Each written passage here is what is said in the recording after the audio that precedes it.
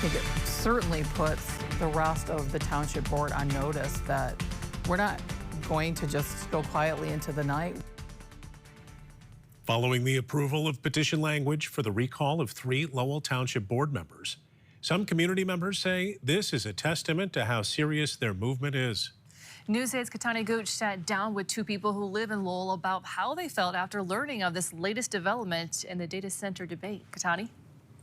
Amber, Brian, I sat and spoke with Bonnie Zimmerman and Nicole Rhonda, who are both Lowell community members and part of the group Residents for Healthy Lowell. We covered a wide range of topics during our talk, but we ultimately discussed how they believe these recall petition approvals prove that they're on the right track.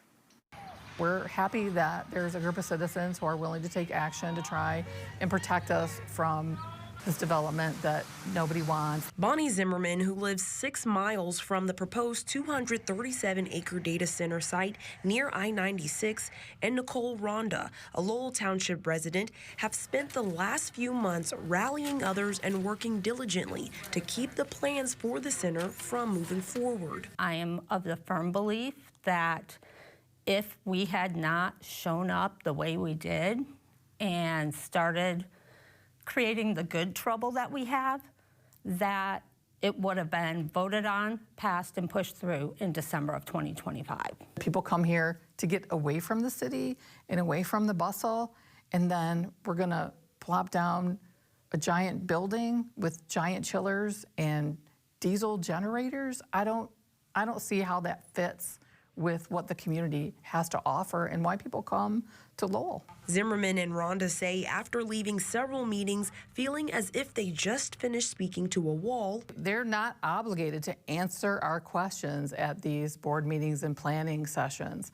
We can only talk to them and hope that they're listening to us. They believe these recall petitions were the appropriate next step. If residents feel like they haven't been listened to, if they feel like these board members haven't really been above board in how they've dealt with their residents and how they've dealt with Microsoft in terms of this proposed data center, then what other option do they have? We want to know what's going on. We want our voices to be heard. We want to be listened to, and they have not been doing any of that. Do you think that's the kind of that's going to be achievable before the July 31st deadline if they don't appeal it? Yeah, I totally do. Zimmerman says if the community can fill a barn with over 400 people for a planning commission meeting, she believes they can gather the 894 signatures needed to get the recalls on the ballot in November.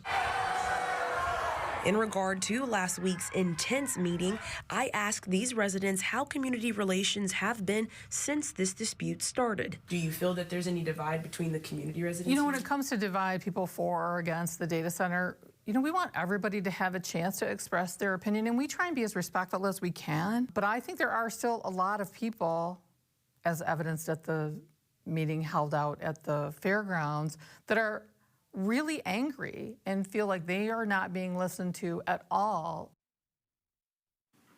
The lawyer representing the 3 board members who are the subjects of these recall petitions told News 8 her clients aren't doing interviews right now, but they are discussing whether or not to appeal those approvals.